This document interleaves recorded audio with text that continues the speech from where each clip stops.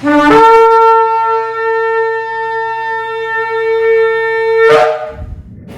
Shalom, esta es la congregación Beit Tefilá desde el sector Candelaria en Arecibo, y esta que le habla es la Roa y la doctora Maritza Rivera. Hoy venimos con una nueva parashá, la parashá número 53, la parashá Haazinu. Haazinu la encontramos en el libro de Devarim, Deuteronomio capítulo 32, y comienza desde el versículo 1 hasta el 52. Y Haazinu significa prestar oído. ¿De qué nos habla este capítulo? Es un capítulo extenso, pero nos habla referente a una gran parte de la porción de esta Torá. Es como dice, oigan, Haazinu, oigan. Y consiste en una canción de 70 líneas dicha por Moshe al pueblo de Israel en el último día de su vida. ¿Llamando a quién? Llamando al cielo y la tierra como testigo. Moshe exhorta al pueblo: recuerda los días de antaño, considera los días de muchas generaciones, los años de muchas generaciones. Pregunta a tu padre y él te relatará, a tus ancianos y ellos te dirán cómo Yahweh los encontró en una tierra desierta, los hizo un pueblo, los eligió para sí mismo y les legó una hermosa tierra. Esta canción también advierte sobre las dificultades de la abundancia, cuando le dice: Yeshurun engordó y pateó, tú has engordado, grueso anadiado, él olvidó a Elohim que lo hizo, despreció la roca de su salvación. Y las terribles calamidades que iban a ocurrirle, y Moshe, como Yahweh también, ocultó su rostro. Sin embargo, hacia el final, él le promete, ¿verdad? Yahweh será vengado por la sangre de su sirviente y se reconciliará con su pueblo y su tierra. O sea que la parashá concluye con la instrucción de Yahweh hacia Moshe de subir a la cima del monte Nebo, desde donde él observaría la tierra prometida antes de morir ahí. Le digo: tú verás la tierra frente a ti, pero no entrarás allá a la tierra que yo les voy a dar a los hijos de Israel. Y eso es bien triste, ¿verdad? Porque desde el principio que él salió con ese pueblo, todo lo que transcurrió y todo lo que pasó y todo lo que aconteció, y al final usted no llegar. Eso nos dice a nosotros, nos habla bien claro, que usted, ¿verdad?, buscando del poderoso y haciendo y deshaciendo, y al final, ¿qué? No puede obtener el mundo venidero, el mundo que vive. Entramos entonces en el capítulo 36 y versículo 1 al 6, donde nos dice: presten oídos, oh cielos, déjenme hablar, que la tierra oiga las palabras que declaro, que descienda mi discurso como la lluvia, destile mi habla como el rocío, como aguacero sobre el renuevo, como gotitas en la hierba. Porque el nombre de Yahweh proclamo: den esplendor a nuestro Elohim, la roca, sus obras son perfectas, sí, todos sus caminos son justos, un Elohim fiel, nunca falso, verdadero y recto es él. Hijos indignos de él, aquella generación torcida y perversa, su bajeza le ha jugado sucio, así le pagan a Yahweh, pueblo embotado y tonto. ¿No es él el Padre que te creó, que te formó y te afirmó? Tras el mandato del poderoso, vemos otra vez una de las características fundamentales de Moshe. La misma es que es la obediencia pronta y sin dilación. O sea que en esto él nos enseña que cuando Abba Kadosh nos encomienda una responsabilidad, la tenemos que acometer a la mayor brevedad posible. La esencia de este cántico demuestra cómo Moshe devela ante el pueblo de Israel todos los acontecimientos de su futuro. Lo hace no sin antes comenzar un recorrido desde la creación del mundo, de los pueblos y de Israel, finalizando en los días del Mashiach Yeshua, en su segundo advenimiento. Porque observamos los pasukim, los versículos 3 y 4, haciendo énfasis en la frase: venga, declaren la grandeza de nuestro Elohim. O sea que dicha exclamación nos enfatiza en una postura de vida ante el poderoso que debemos mantener, que siempre. Entonces, esta es la de ser agradecido, reconocer en todo momento, por difícil que nos parezca, su justicia, y la de hablar en todo tiempo de su grandeza. Y este cántico además es un himno a la esperanza que debemos tener en la restauración de todas las cosas, como está profetizado en el libro de Daniel, capítulo 9, versículo 25, donde dice: conoce por lo tanto y entiende que 7 semanas de año pasarán entre el dictado del decreto para restaurar y reedificar Jerusalén hasta que el Mashiach, el príncipe, venga. O sea, que nos convoca por tanto a ser capaces de ¿qué? De reconocer por medio de la Torah que Yahweh es cual roca inmutable, cuya palabra es verdad y cuyas profecías acerca de la redención futura se harán ¿qué? Realidad, porque es una realidad. Y aunque haya hecho sufrir a sus hijos por causa de su desobediencia, porque esto trae la desobediencia, el sufrimiento, sobre este asunto en cuestión, el verso 4 nos recuerda que su obra es perfecta, que pese a lo inmenso de su poder, los juicios del Creador son precisos y ecuánimes, y jamás el rencor se adhiere a su juicio. Entonces, Él recompensa a los que obedecen su Torah, y aunque en ocasiones nos parece que tarda, y aún a los desobedientes a la Torah por sus contadas buenas obras, a pesar de nuestra persistente incomprensión, porque a veces decimos, ay, pero ¿por qué ese es tan malo? Y mira, para allá todo lo bueno le pasa. Pues, aunque, ¿verdad? Aunque haya incomprensión acerca de su forma de obrar, nuestra fe, nuestra emuná ha de sostenerse en la plena convicción de que su obra es perfecta. Y de esto nos da fe el texto de Segunda de Samuel, capítulo 22, 31, donde nos dice: en cuanto al poderoso, su senda es perfecta, la palabra de Yahweh es fuerte y ha sido probada por fuego. Él es protector de todos los que ponen la fe en Él. O sea que ahora en el verso 5 reseña que Abba está excluido de toda corrupción. Bajo ningún concepto se puede negar que la corrupción no solo existe en este mundo, sino que a nivel global impera. Pero a pesar de esto, en este pasaje, la Torah nos deja ver con claridad que quien está detrás de todo esto es el hombre mismo. ¿Por qué? Por su obstinado corazón, desobediente al mandamiento de Yahweh. O sea, una generación perversa y torcida. Y eso es lo que estamos viendo hoy en día, ¿verdad? Lo que estamos viviendo.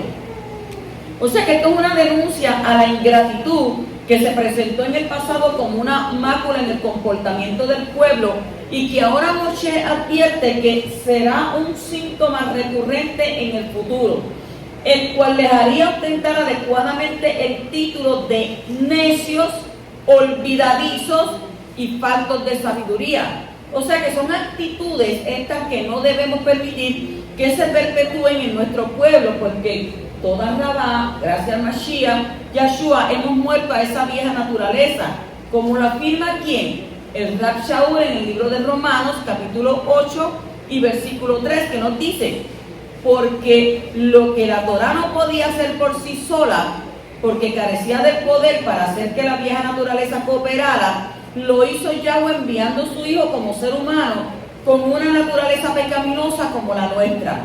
Yahweh hizo esto para tratar con el pecado, y haciéndolo ejecutó el castigo del pecado en la naturaleza humana.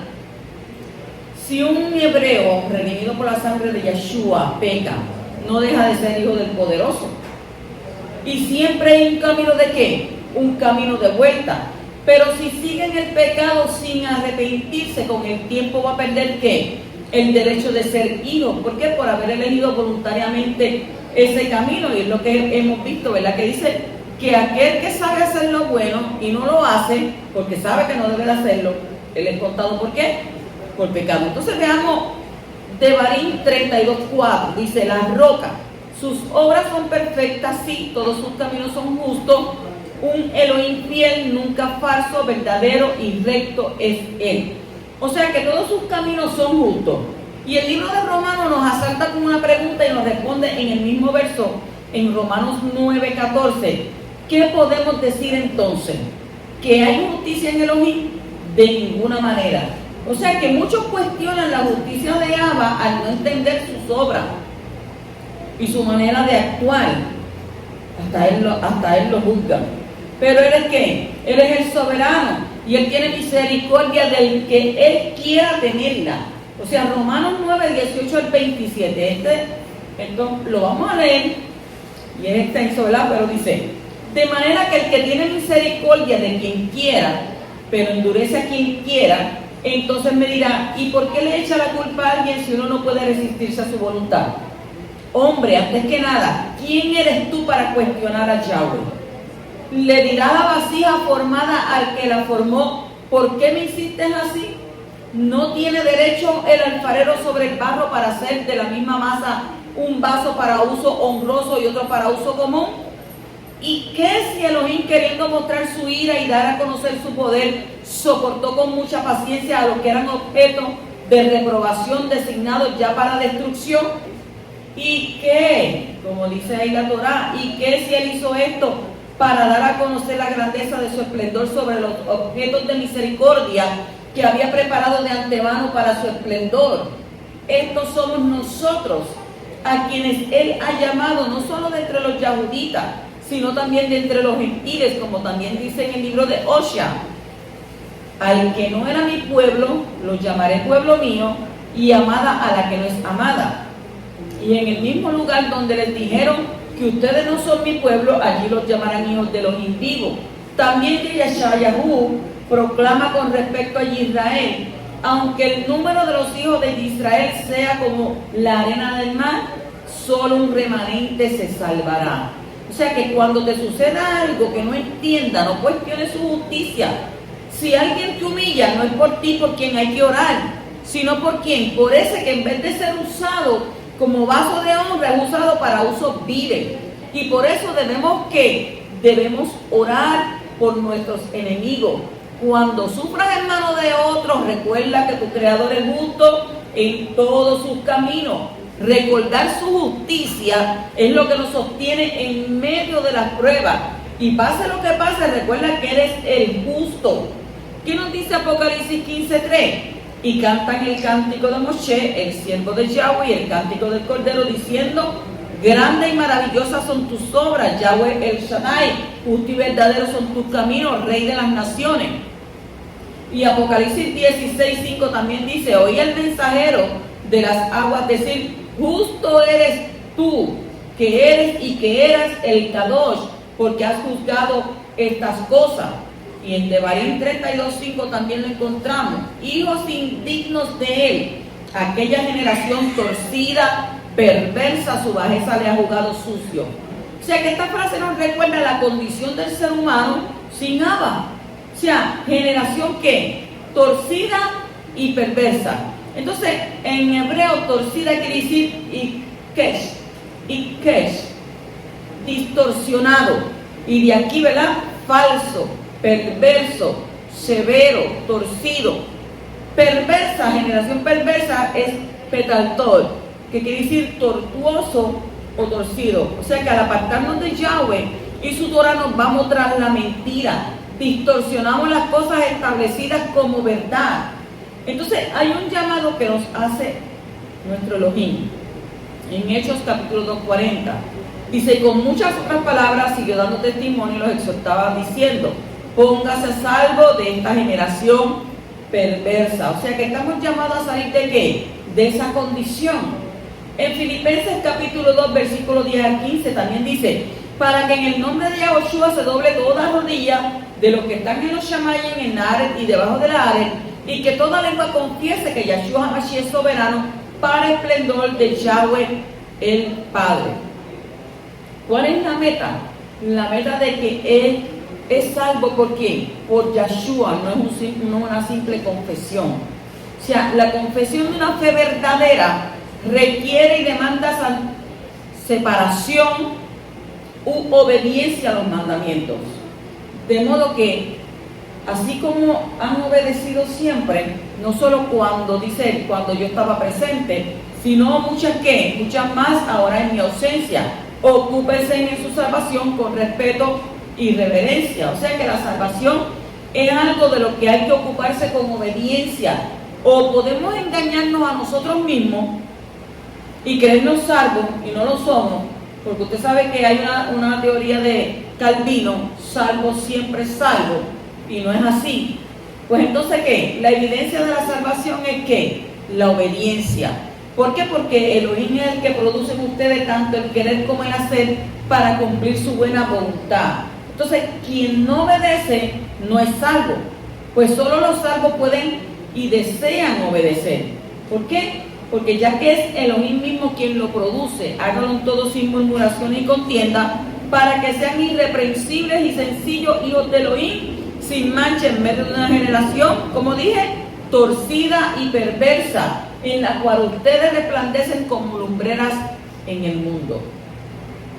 Pasamos al capítulo, en el mismo capítulo 32, versículos 7 al 9, dice: recuerda los días de antaño, considera los años de épocas pasadas, pregúntale a tu padre, él te informará, a tus ancianos, ellos te contarán. Cuando el Altísimo les dio a las naciones su hogar y estableció las divisiones del hombre, fijó los límites de los pueblos en relación con los números de Israel, porque la porción de Yahweh es su pueblo y Jacob la heredad que le tocó. Ok, continuamos en presencia del desarrollo de los argumentos exhortativos que en este nivel Moshe continúa exponiendo en su discurso profético. O sea que reafirma el hecho de que los pecados del pueblo del poderoso reflejaron y reflejarán siempre una completa falta de visión e inexcusable ingratitud hacia su persona. Oiga, ¿fueron o no fueron ingratos? Fueron bien ingratos. Entonces la exhortación es a que nosotros ¿qué?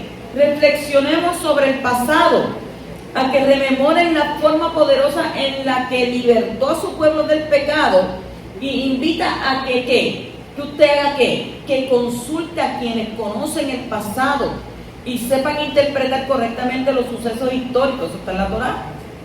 Entonces el pasado debe ser una fuente de reflexión y un referente para replicar el bien hacer y para impedirnos el regreso de acciones negativas cometidas cuyos fines amargos ya hemos experimentado. O sea, que este llamado tiene un eco en las palabras del apóstol Yohanan, quien expresa en Apocalipsis capítulo 2 versículo 5, por lo tanto dice: recuerda dónde estabas antes de que cayera y vuélvete de este pecado y haz lo que hacías antes, de lo contrario vendré a ti, removeré tu menorá, tu candelero, ¿verdad?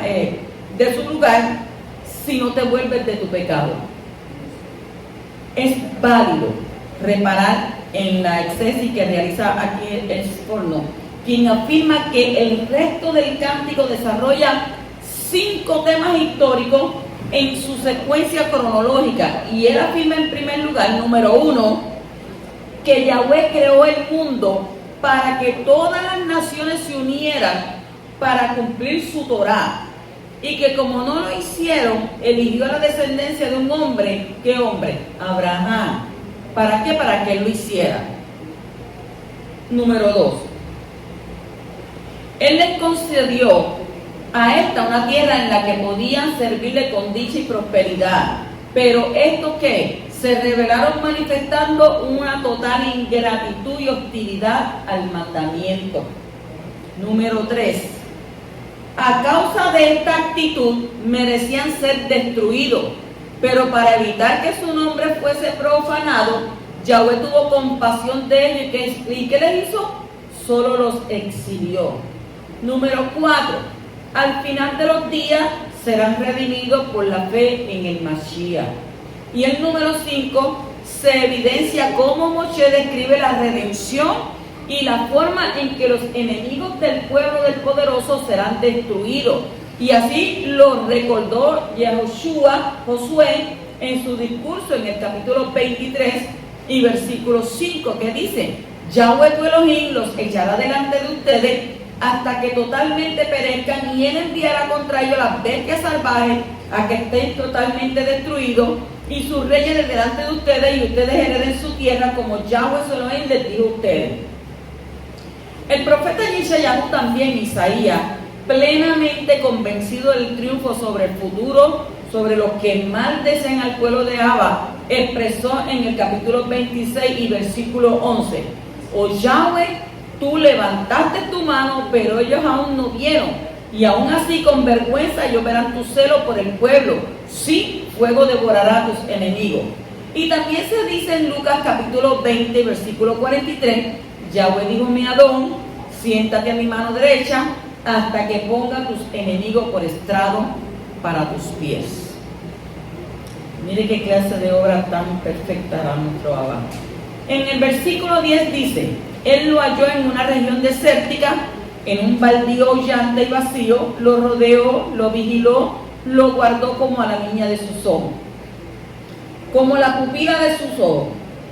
O sea, es esta otra oportunidad para analizar un eufemismo empleado por el autor, o sea que seguramente con el fin de ¿qué? De reenfatizar un punto que en su discurso se hacía recurrente y motivacional. Él afirma que el poderoso velará por su pueblo durante ¿qué? La travesía del desierto, y que en acción continua Él lo va a hacer, circuncidándolo con sus nubes protectoras, dándole inteligencia y comprensión por medio de la Torá y protegiéndolo del peligro de los enemigos de turno. O sea que no temamos de los desiertos por los que nosotros atravesamos a veces en nuestras vidas, puesto que Yahweh descubrirá nuestra lealtad a Él en medio de nuestro pesar. ¿Por qué? Porque aunque tendremos falta, Él exhibirá nuestros méritos alcanzados por la obediencia al mandamiento. Cuando usted obedece al poderoso, ¿el qué? Dice que te va a exaltar. Los versículos 13 al 18 nos dice: lo puso en la cumbre de las alturas para que festejara con los frutos de la ales, lo alimentó con miel del panal y con aceite de la dura roca, mantequilla de la manada y leche de los rebaños, con lo mejor de los corderos y de los carneros y de los chivos, con el más excelente trigo y la espumosa sangre de uva fue su bebida. Así Yeshurun engordó y pateó, se puso grueso y cebado y ordinario, abandonó al Elohim que lo hizo y menospreció la roca de apoyo. Lo disgustaron con cosas extranjeras, lo enojaron con abominaciones, sacrificaron a demonios que no son divinos, a deidades que nunca habían conocido, nuevas, que vinieron recientemente, que no inspiraron el respeto de sus padres. Descuidaste a la roca que te engendró y olvidaste al Elohim que te produjo. Oiga, eso es una reclamación. La unicidad de acción por parte del Creador se evidencia una vez más en estos versos. Todo el mérito y el reconocimiento son para Él. Moshe deja ver con la más absoluta claridad que Yahweh es el autor no solo intelectual, sino también el ejecutor de esta obra tan esplendoroso. Y entonces dice que da paso a esta afirmación a una nueva área temática, la que trata acerca del asentamiento en la tierra prometida por parte de su pueblo y su desarrollo milagroso. Clasificado así por su florecimiento vertiginoso, además aborda la posterior desviación. O sea que Él está hablando ahí con ellos y le está diciendo: tú vas a hacer esto ahora en este momento porque estás delante de mí, pero una vez que ya no estés delante de mí te vas a desviar. Entonces Él hizo que ellos lamieran miel de las rocas. ¿Qué quiere decir eso? O sea que otra ocasión más en la que estamos en presencia de un desborde metafórico que alude a un lenguaje que intenta materializar las acciones indescriptibles del Creador. ¿Para con quién? Para con su pueblo. O sea que esta es una clara alusión además a la fertilidad de la tierra prometida, y esta misma metáfora es empleada por el profeta para referirse al milenio. ¿De qué estamos hablando? Del profeta Joel, o Joel, capítulo 3, versículo 18, donde dice: entonces, cuando ese tiempo venga, las montañas destilarán vino dulce, las colinas fluirán con leche, en todas las fuentes de Yahudá correrán las aguas, y una fuente fluirá de la casa de Yahweh. Del 15 al 18 dice, ¿verdad?, que esto se reseña el declive del pueblo y las causas antes advertidas se reafirman, que nos pone de relieve que la prosperidad supone un serio desafío para nuestra fibra moral. Por lo que antes de pedir ser prosperados, debemos asegurarnos de que los principios de integridad que nos son transmitidos por la Torá han calado ¿qué? Han calado tan hondo en nuestro ser que no seremos resquebrajados por el vendaval de la opulencia. O sea que sin lugar a duda el ser humano no ejercitado en la obediencia al mandamiento tiende a dar rienda suelta a sus malas pasiones. Y cuando este posee los recursos suficientes, sino que lo creen solo que, miren las estadísticas, y contemplen el relato escritural. Israel no pudo por esta causa superar esta prueba. ¿Dónde lo pasó Abba? Lo pasó a una tierra que fluía leche y miel. ¿Y qué ellos hicieron? En la opulencia, en la abundancia, se desviaron. Cuando dice Yeshurun, Jacob y Israel, engordó Yeshurun. Esta es la primera vez que en la Torá se emplea este término para referirse a Israel, y el mismo denota rectitud, justicia y alude a lo que es recto o derecho en cuanto a su dirección.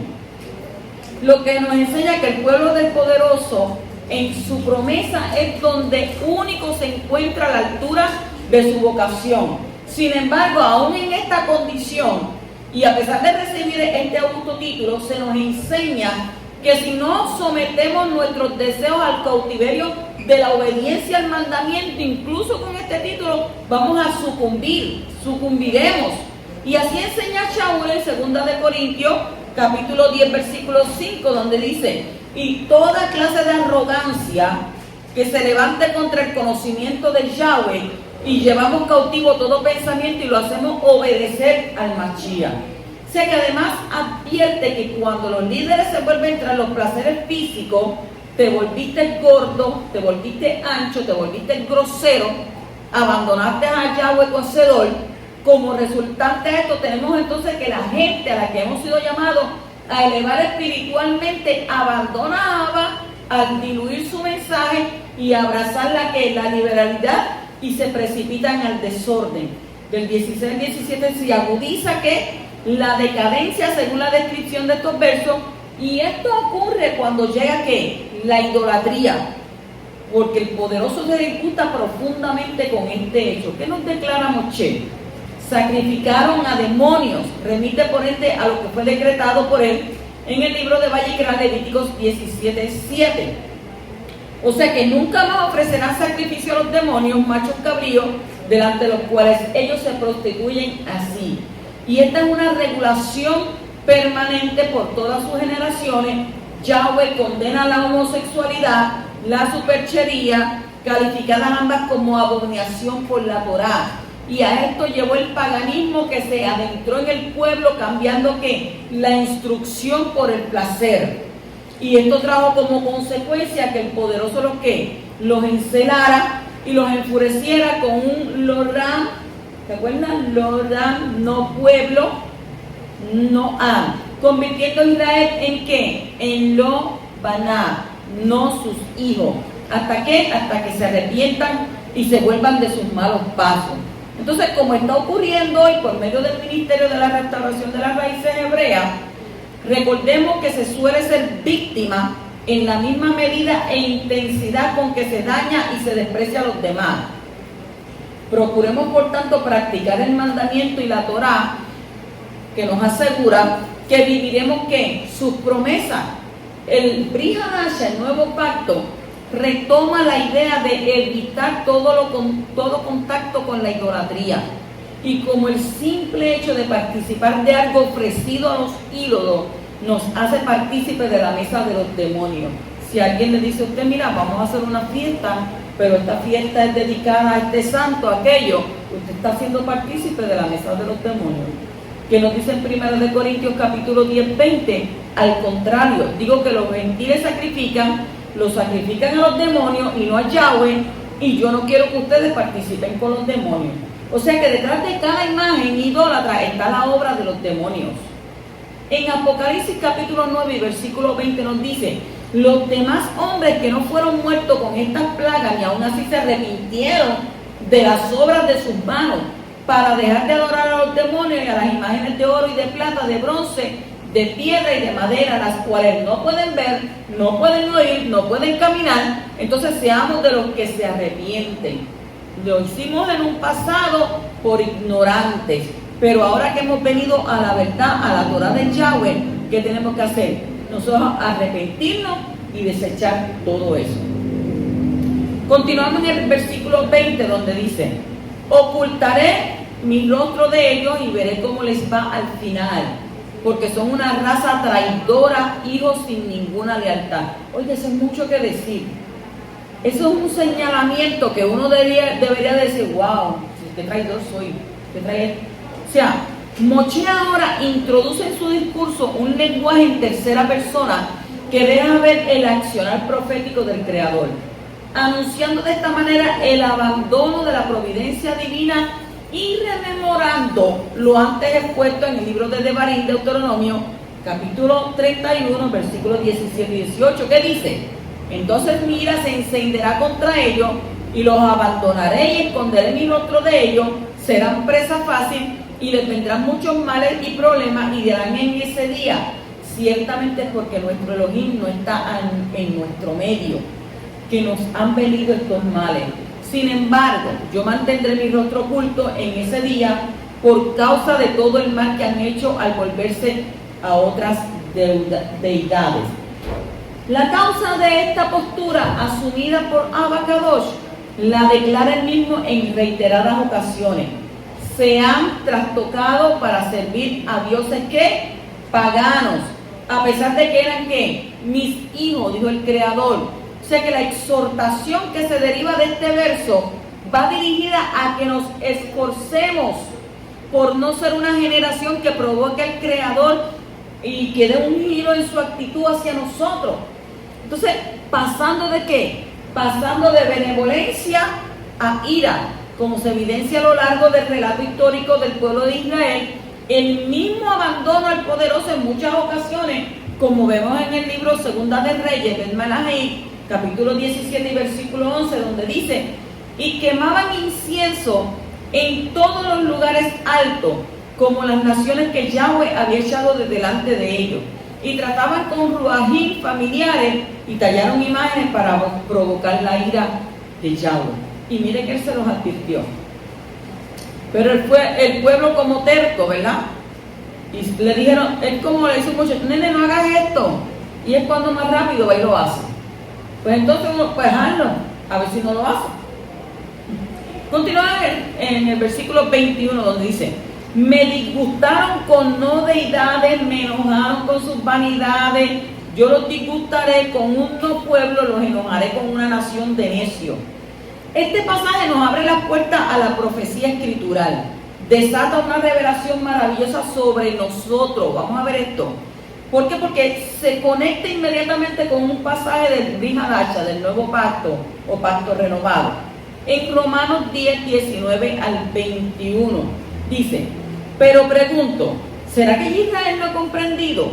Moshe fue el primero en decir: yo los provocaré a celo con un pueblo que no es mío, con una nación sin entendimiento los provocaré a enojo. Luego Yeshayahu dice claramente: me encontraron los que no me buscaban, me manifesté a los que no preguntaban por mí. Pero acerca de Israel dice: todo el día extendí mis manos a un pueblo desobediente y rebelde.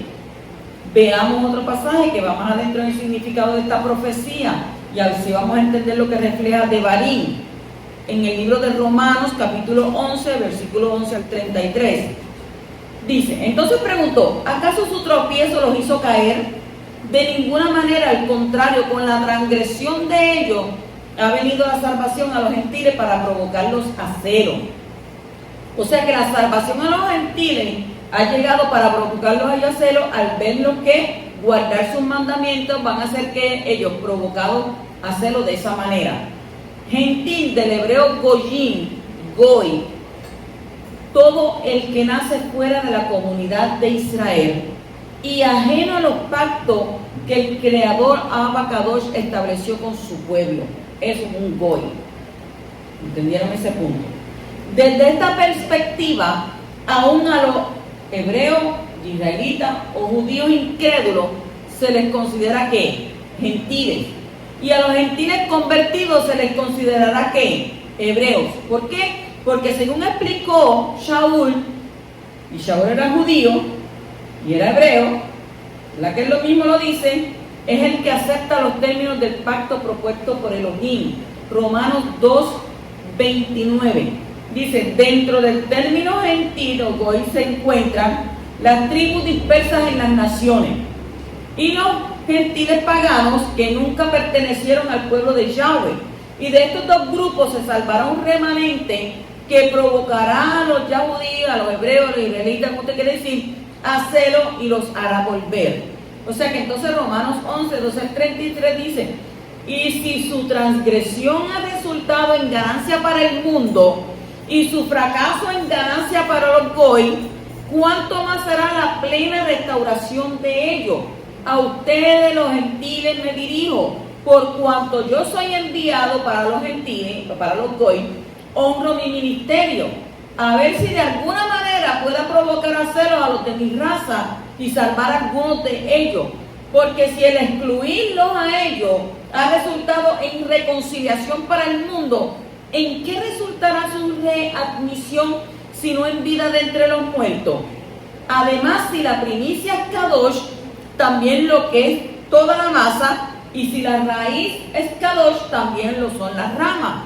Y si alguna de las ramas fueron desgajadas, y a ti, siendo olivo silvestre, te han injertado entre ellas y te han hecho copartícipe de la raíz, es decir, de la abundante savia del olivo, no te jactes contra las demás ramas. Y si te jactas en contra de ella, no eres tú quien sustenta la raíz, sino la raíz a ti.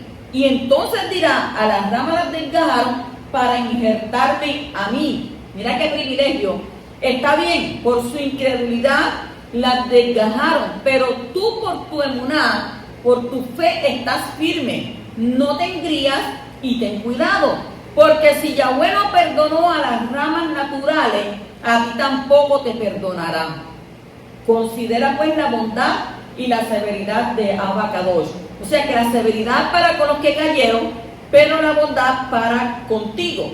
Si permaneces en su bondad, de otra manera a ti también te cortarán. Y a ellos a su vez, si no permanecen en incredulidad, lo injertarán, porque Yahweh es poderoso para injertarlos de nuevo. Pues si a ti te cortaron del olivo silvestre y contra la naturaleza te injertaron en el buen olivo, ¿cuánto más a estos, que son las ramas naturales, los injertarán en su propio olivo?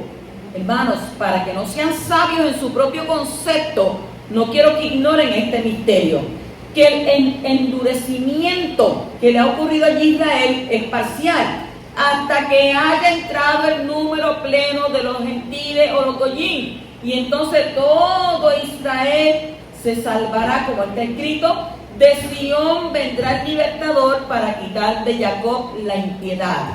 O sea que todo Israel implica la salvación de los remanentes de los y de los gentiles paganos, y este es mi compromiso con ellos cuando yo quite sus pecados. Así que con respecto a la buena noticia, son enemigos para ventaja de ustedes, pero en cuanto a la elección, son predilectos por motivo de los padres, porque los dones y el llamamiento de Yahweh son irrevocables. O sea que de igual manera, ustedes en otro tiempo eran desobedientes a Yahweh, pero ahora han alcanzado la misericordia por la obediencia de ellos. Y asimismo ellos han sido desobedientes en este tiempo, para que por la misericordia concedida a ustedes, también a ellos se les conceda ahora misericordia. Porque Yahweh los encerró a todos bajo desobediencia para tener misericordia de ellos. No se le puede añadir nada a esta maravillosa revelación, solo podemos expresar como el autor de esta carta: qué inmenso es el caudal de la sabiduría y del conocimiento de Elohim, cuán incomprensibles son sus juicios e inescrutables sus caminos. Mire qué tremenda palabra para nosotros. Y a veces nosotros somos tan cabeciduros. Estas cosas hay que releerlas y releerlas y releerlas y metérnoslas dentro de nuestro, ¿verdad?, de nuestra psique, para que nosotros entendamos que por la misericordia del Poderoso nos injertó en el pueblo. Y todo porque aquellos son unos cabezones y desobedecieron. Pero eso es por un breve tiempo, porque está diciendo ahí que entonces todo Israel se salvará. Aprenda a entender estas cosas. En el versículo 26 y 27 dice: yo pude haberlos reducido a la nada, haber hecho cesar su recuerdo entre los hombres, de no haber sido por el temor a la provocación del adversario, sus enemigos que podían juzgar mal y decir: nuestra mano fue la que prevaleció. Nada de esto lo hizo Yahweh. O sea que una vez finalizada la terrible lista de los pesares que padecían los israelitas a causa de su desobediencia, El Todopoderoso hace una pausa en su informe de lo porvenir. Dijo pues que los iba a dispersar, los mezclaría entre las naciones, y esto como consecuencia de su corazón contumaz y ávido ¿de qué? De la transgresión. Ahora bien, la propia evidencia histórica sobre trato del Poderoso para con su pueblo nos enseña que las tribulaciones y vicisitudes que Yahweh acarrea sobre su pueblo tienen una doble finalidad. ¿En serio? Pues sí. Número uno es reeducarnos, como enseña, ¿verdad?, el escritor de Hebreos, Ibrín, capítulo 12, versículo 5, dice: también han olvidado el consejo que habla a ustedes como a hijos.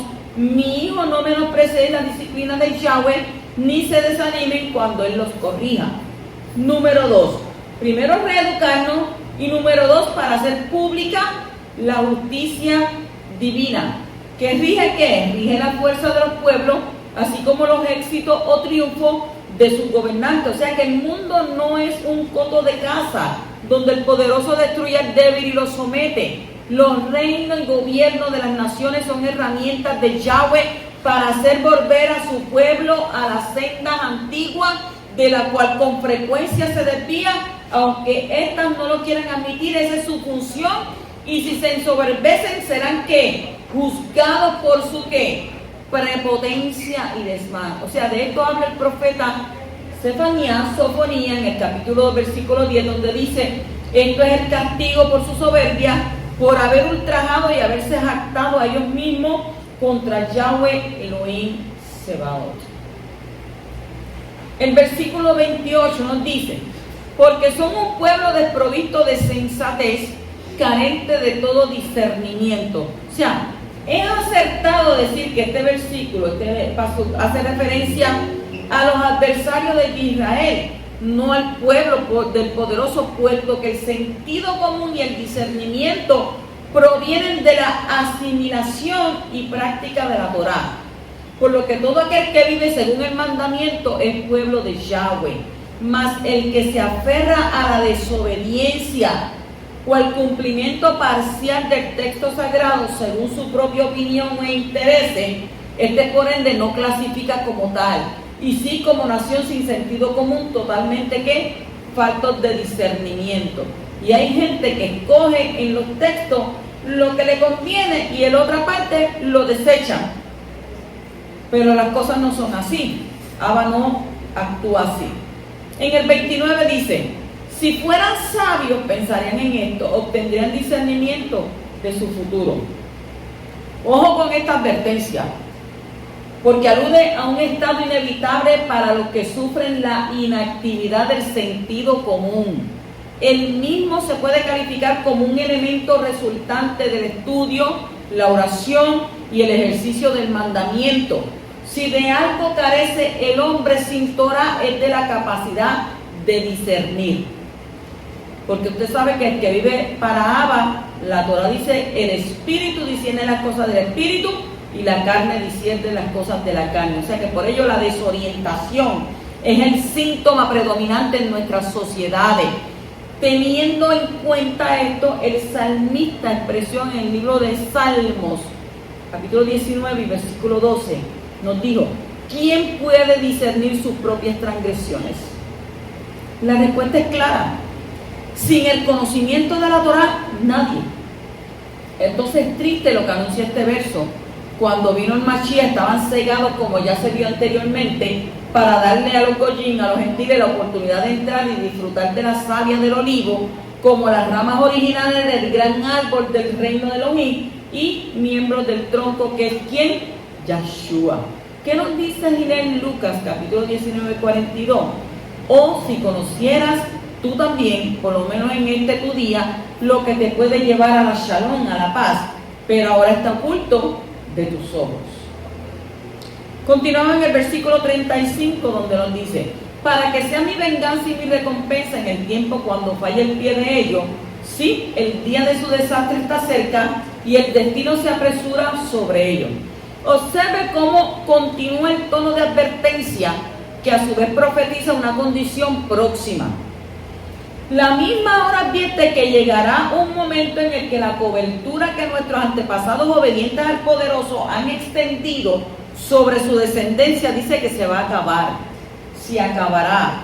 O sea que la misma fuente de bendición y refugio de la ira justa del poderoso y la expresión para el momento cuando sus pies resbalen, hace referencia a ese instante en el que quedaremos expuestos a su juicio.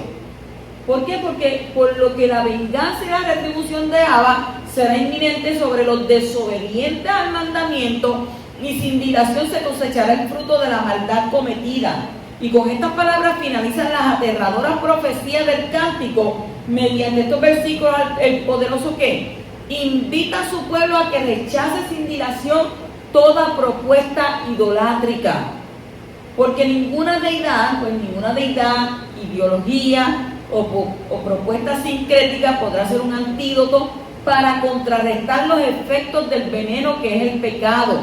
Y de esto enseñó Shaul a los creyentes en Colosenses capítulo 2 versículo 23, cuando dijo: ellas en verdad tienen la apariencia exterior de sabiduría, con sus observancias religiosas autoimpuestas, así, falsa humildad y ascetismo, pero no tienen ningún valor contra los apetitos de la vieja naturaleza.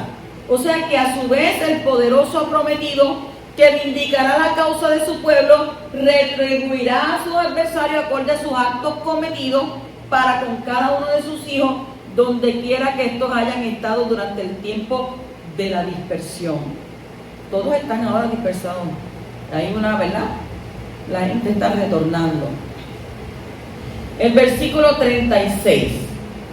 Porque Yahweh vindicará a su pueblo y se vengará por sus servidores cuando vea que se les van las fuerzas y que no queda ni un esclavo ni libre. Si Yahweh juzgará a su pueblo, una vez que Yahweh haya propinado el castigo que en su juicio decretó respecto de su sirviente, desistirá.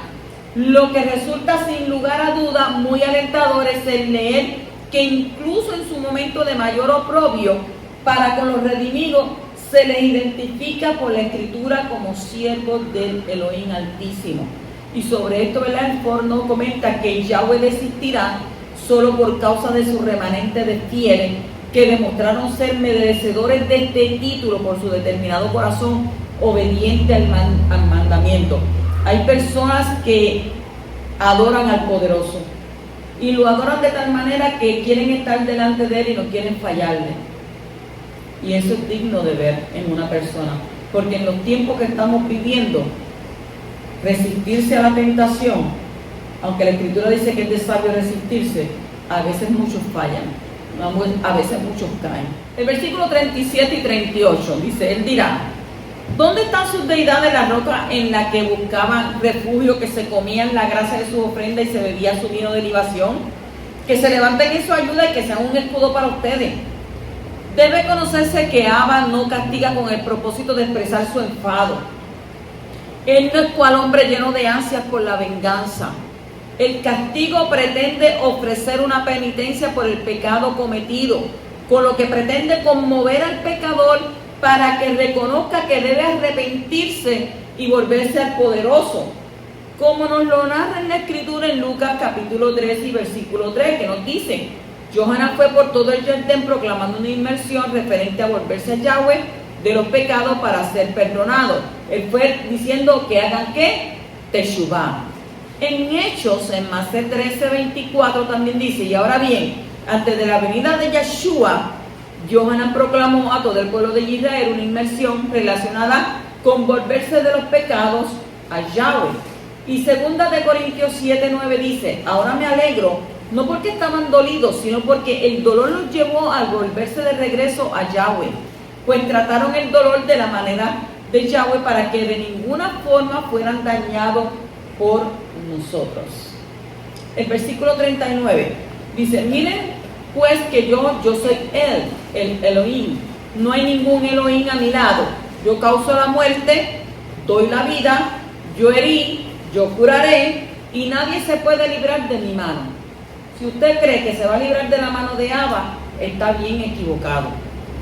La Torah dice: ¿a dónde me esconderé de tu presencia? Yo pongo la muerte y yo revivo. Aquí hay otro texto en la Torá de Moshe que habla de la resurrección de los muertos.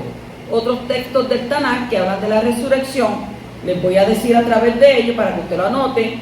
Bereshit 22:5, Shemot 3:15, Matitillahu Mateo 22:31 al 32, Devarim 31:16, Primera de Samuel o Samuel 2:6, Segunda de Reyes 5:7, Salmos 16:10, 49:15, 73:24, Job 19, 25 al 27, Yeshaya, Isaías 25:8, 26:19 y 53:12, Daniel capítulo 12:2, Yehezkel, Ezequiel 37, 1 al 14 y Osha capítulo 6, versículo 2 y el capítulo 13, versículo 14.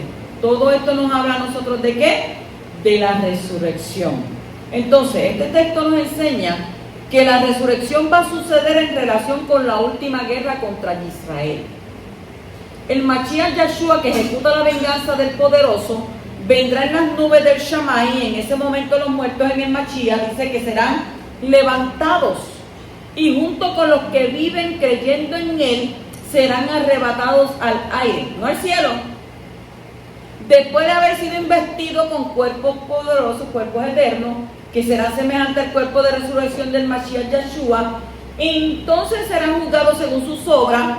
Después bajarán junto con el Mashiach para hacer guerra contra todos los ejércitos multinacionales que se han levantado contra Jerusalén. Y de esa guerra se habla en los versículos siguientes.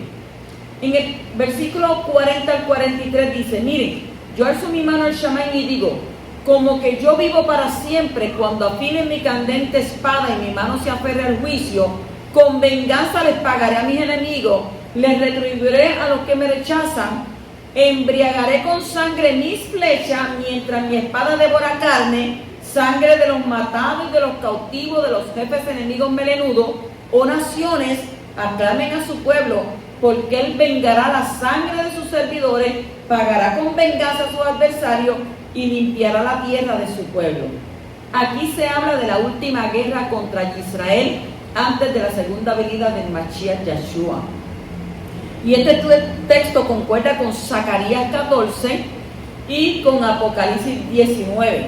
Y está escrito en Zacarías capítulo 14, versículo 1 al 15, que dice: miren, viene un día de Yahweh cuando tu despojo se repartirá en medio de ti misma, porque yo reuniré a todas las naciones en Jerusalén para la guerra. La ciudad será capturada, saqueada las casas, violada a las mujeres, y una parte de la ciudad irá en exilio.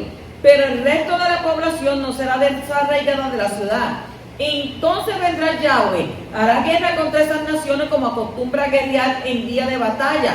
En ese día posará sus pies en el monte de los olivos, cerca de Jerusalén al oriente, y el monte de los olivos se dividirá en dos de este a oeste, y una parte del monte se moverá hacia el norte y la otra hacia el sur, una inmensa llanura. Y el valle de las colinas quedará obstruido, porque el valle de las colinas llegará hasta Atzel. Quedará obstruido como quedó obstruido a causa del terremoto en los días del rey Uzías de Yahudá. Y vendrá ustedes Yahweh mi Elohim con todos los seres Kadosh. En ese día no habrá luz de sol ni luz de luna, sino que será un día continuo. Solo Yahweh sabe cuándo, sin día ni noche, y habrá luz al caer la tarde. En ese día fluirá agua fresca de Jerusalén, parte de ella hacia el mar oriental y parte de ella al mar occidental durante el verano y el invierno. Y Yahweh será rey sobre toda la área. En ese día habrá un solo Elohim, un solo nombre, Yahweh Sebaot. Entonces todo el país se volverá como el Arabá, desde que va hasta Rimón al sur de Jerusalén, y está, sin embargo, se levantará alto donde está, y será habitada desde la puerta de Benjamín hasta el sitio de la puerta antigua, hasta la puerta de la esquina, y desde la torre de Hananel hasta los lagares del rey. Nunca más se decretará destrucción, y Jerusalén será habitada segura. Y en cuanto a esos pueblos que hicieron la guerra a Jerusalén, Yahweh los golpeará con esta plaga. La carne de ellos se les pudrirá estando en pie, los ojos se les pudrirán en sus cuencas y las lenguas se les pudrirán en sus bocas. Mire qué terrible. En ese día caerá sobre ellos un gran pánico de Yahweh, y cada uno le echará mano a su compañero, y cada uno levantará su mano contra la mano de todos los demás. Yahudá se unirá a la batalla en Jerusalén, y se reunirán todas las riquezas de todas las naciones de alrededor, inmensas cantidades de oro, plata y vestido, y la misma plaga golpeará los caballos, las mulas, los camellos y los asnos, y la plaga afectará a todos los animales en esos campamentos. ¿Qué está escrito en Apocalipsis? En Gilgalú. Apocalipsis capítulo 19, versículos 11 al 21. Estoy diciéndole esto porque mucha gente se ha olvidado de esto. Y esto es real. Dice ahí: vi el Shamaín abierto y vi un caballo blanco, y el que lo montaba se llamaba Fiel y Verdadero. Y con justicia juzga y hace guerra. Sus ojos son como llamas de fuego, en su cabeza tiene muchas diademas, y tiene un nombre escrito que nadie conoce sino él mismo. Y este vestido es una vestidura teñida en sangre, y su nombre es la palabra de Elohim.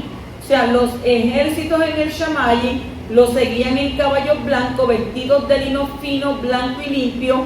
De su boca sale una espada aguda para herir con ella las naciones, y él las guiará con cetro de hierro. Él pisa el lagar del vino del furor y de la ira del Shaddai. O sea que en su manto y sobre su muslo tiene escrito el título Rey Supremo y Soberano Supremo.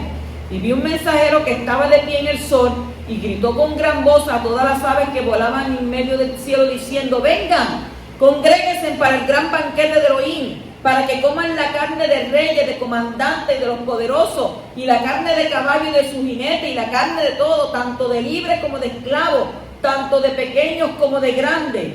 Y vi a la bestia y a los reyes de la tierra y a sus ejércitos congregados para hacer la guerra contra el que estaba montado en el caballo y contra su ejército. Y apresaron a la bestia junto con el falso profeta que había hecho delante de ella las señales con que habían engañado a los que recibieron la marca de la bestia y adoraban su imagen.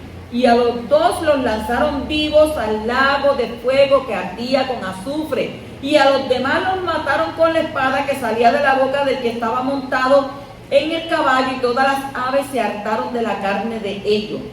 Después de esta guerra vendrá el reino mesiánico con 1000 años de shalom sobre toda la área, como está escrito en el libro de Zacarías, capítulo 14, versículos 16 al 21, donde dice: todos los sobrevivientes de todas aquellas naciones que vinieron contra Jerusalén harán un peregrinaje año por año para postrarse ante el Rey Yahweh de los ejércitos y para observar la fiesta de las cabañas, la fiesta de Sukkot. Cualquiera de las comunidades de la tierra que no hagan el peregrinaje a Jerusalén para postrarse ante el Rey Yahweh de los ejércitos no recibirá lluvia.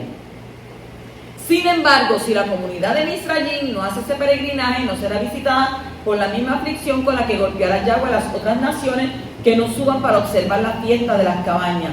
Tal será el castigo de Misrayim y de todas las demás naciones que no suban a celebrar la fiesta de las cabañas, Sukkot. En ese día, hasta en las campanillas de los caballos se escribirá: consagrado a Yahweh. Las ollas de metal en la casa de Yahweh serán como los tazones delante del altar. Ciertamente toda olla de metal en Jerusalén y en Yahudá será consagrada a Yahweh de los ejércitos, y todos los que sacrifiquen vendrán y tomarán de ellas para cocinar su carne sacrificial, y en ese día no habrá más mercaderes en la casa de Yahweh de los ejércitos. Y está escrito también en Apocalipsis 21 al 6: vi un mensajero que bajaba del Shamayim y que tenía en su mano la llave del abismo y una gran cadena. Y él prendió al dragón, aquella serpiente antigua, quien es el acusador y es a Satán, y lo ató por 1000 años. Lo arrojó al abismo y lo cerró y lo selló sobre él para que no engañara más a las naciones hasta que se cumplieran los 1000 años. Si usted no se le olvidó todo esto y usted no sabe lo que pasa, yo se lo estoy explicando claramente. Después de esto es necesario que lo desaten por un poco de tiempo, y vi tronos y se sentaron sobre ellos y se les concedió hacer juicio. y vi vivos a los inmolados por causa del testimonio de Yeshua y por la palabra de Yahweh. Y ellos no habían adorado a la bestia ni a su imagen, ni tampoco recibieron su marca en su frente, ni en sus manos, y ellos volvieron a vivir y reinaron con el Mashiach por 1000 años. Pero los demás muertos no volvieron a vivir, sino hasta que se cumplieran los 1000 años. O sea que esta es la primera resurrección. Feliz y Kadosh, que tiene parte en la primera resurrección, y sobre esto la segunda muerte no tiene ningún poder, sino que serán Kohanim de Elohim y del Mashiach y reinarán con él por 1000 años. Aunque la guerra ruja a nuestro alrededor, no temamos. ¿Por qué? Porque son nuestros enemigos los que deben de temer. Devarim 32:43 dice: regocíjense ustedes, los cielos, con él cuando él traiga su primogénito al mundo, y que todos los malajín de Elohim lo adoren, porque él vengará la sangre de sus servidores, pagará con venganza a sus adversarios y limpiará la tierra de su pueblo. Y Romanos 15:9-13 también nos dice: y haciendo que los gentiles, los Goín, den esplendor a Elohim por su misericordia, como está escrito, por eso te proclamaré entre las naciones y cantaré a tu nombre. Y otra vez dice: alégrense naciones con su pueblo, y otra vez alaben a Yahweh todas las naciones, ensarce los pueblos todos. Y otra vez dice Yeshaya: retoñará la raíz de Yishai, el renuevo gobernará las naciones y las naciones esperarán en él. Que el Elohim de la esperanza los llene de todo gozo y paz en la emuná, para que rebosen de esperanza por el poder del Ruach de Kadushá, por el Ruach HaKodesh. También Apocalipsis 6:10-11 nos dice: y clamaban a gran voz diciendo: ¿hasta cuándo, soberano Yahweh Kadosh y verdadero, no juzgas y venga nuestra sangre sobre los que moran en la Ares? Y a cada uno de ellos se les dio un vestido blanco, y se les dijo que descansaran todavía un poco de tiempo, hasta que se completara el número de sus consiervos y sus hermanos, que también habían de ser muertos como ellos. Apocalipsis 19:2 nos aclara, dice: porque sus juicios son verdaderos y justos, pues él ha juzgado a la gran ramera, que corrompió la tierra con su inmoralidad, y ha vengado la sangre de sus siervos de la mano de ella. Esto es una palabra poderosa.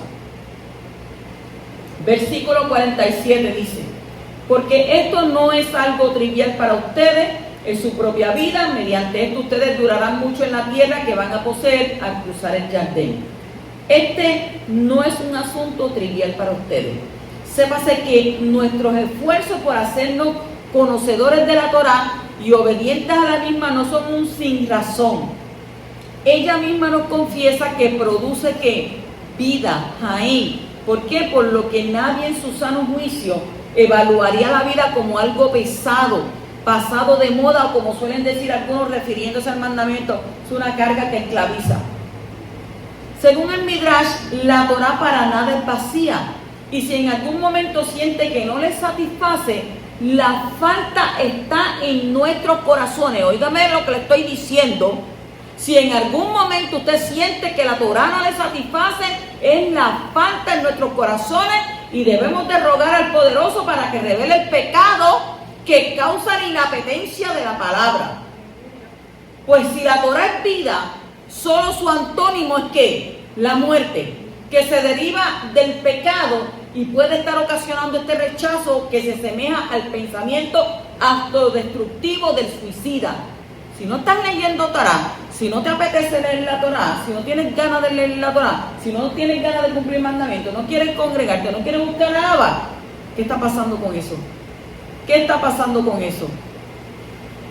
Hay que verificar nuestros corazones y rogarle a nuestro Abba Kadosh que nos revele el pecado. Ah, no, yo no vivo en pecado, yo no estoy en pecado. ¿Cómo? ¿Y tú no qué? Entonces, ¿por qué eres tan rebelde? Si la Escritura dice que como pecado, ¿verdad?, de idolatría es la rebeldía. Y dámosle a Abba que tenga misericordia de nosotros. En el versículo 52 dice: tú contemplarás mi tierra, pero no entrarás en ella, la tierra que le estoy dando al pueblo de israelita. Moshe imploró tanto a Abba Kadosh que le quitara la sentencia y le dejara entrar en la tierra, pero Yahweh dijo que no.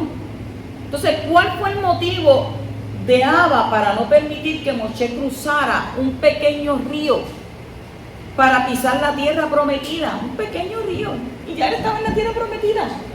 Y ahora dijo, no vas para allá, no vas a cruzar. ¿Cuál fue el motivo? El motivo no fue solamente enseñar la gravedad de los pecados de los líderes, no fue solamente mostrar la firmeza en sus decisiones. Hay un motivo mucho más importante detrás de esa decisión. ¿Cuál es? Todo el mundo pregunta. El gran profeta Moshe, el que transmitió la Torá al mundo, el que hizo grandes milagros, el que habló con Abba Kadosh Panim tu Panim cara a cara. Este hombre que había alcanzado el mayor nivel de Kadushá que un hombre puede tener, no tenía suficientes méritos ni para pasar él mismo, ni para hacer pasar el pueblo a la tierra prometida. Solo un hombre podía hacer que el pueblo pasara. Y escúchame esto. Y su nombre fue Yehoshua, Josué. La forma abreviada de ese nombre es Yahshua. Y esto nos enseña que la obra de Moshe no fue completa. La Torá de Moshe no es suficiente para que el hombre pueda pasar de la muerte a la vida. Ni Moshe mismo pudo pasar a la tierra por causa de sus pecados. Solo uno puede llevarnos al Olam Haba, al siglo venidero. ¿Su nombre es quién? Yahshua. Y por medio de Moshe, Yahweh designó a Yahushua como el que iba a ser el líder para hacer pasar el pueblo de un mundo a otro. Por lo tanto, el que hace caso a Moshe sigue a Yahshua y tendrá la entrada asegurada en el mundo venidero, como está escrito en el libro de Yohanan, capítulo 11, 25, donde dice, Yahshua le dijo, yo soy la resurrección y la vida, todo el que ponga su confianza en mí, aunque muera, vivirá. Conclusiones para esta parashá nos lleva entonces hacia ¿qué? Hacia la esperanza del regreso a la tierra, la cual perdimos por causa del pecado, y al entendimiento de términos escriturales que nos ayuda a ver esta redención de manera completa y en progreso durante nuestros tiempos. La palabra goín, gentil, en su mayoría de veces, que siempre la relacionan, siempre dicen gentiles, pero es goín, personas que están fuera de ¿qué? Fuera del pacto. Los goín, gentiles, son personas que por mucho tiempo están fuera del pacto. O sea, durante mucho tiempo se desconocía y por lo tanto se malinterpretó el significado de goín o goyín o gentiles, y no solo se refiere a paganos, sino a todo el que está fuera del pacto. ¿Incluye quién? A los dispersos hebreos, los hebreos, los judíos entre las naciones, y los paganos que seguirán al Elohim de los hebreos. Con este entendimiento entonces podemos ver cómo algunos escritores dicen que escriben a los dispersos, como Santiago, Jacob, capítulo ¿qué? 1:1. Jacob, siervo de Yahweh y del maestro Yahshua el Mashiach, a las 12 tribus que están en la dispersión. Saludos. Y en otros pasajes que aluden al término gentil, debemos siempre pensar en estos dos grupos como el grupo que está ¿qué? Fuera del pacto.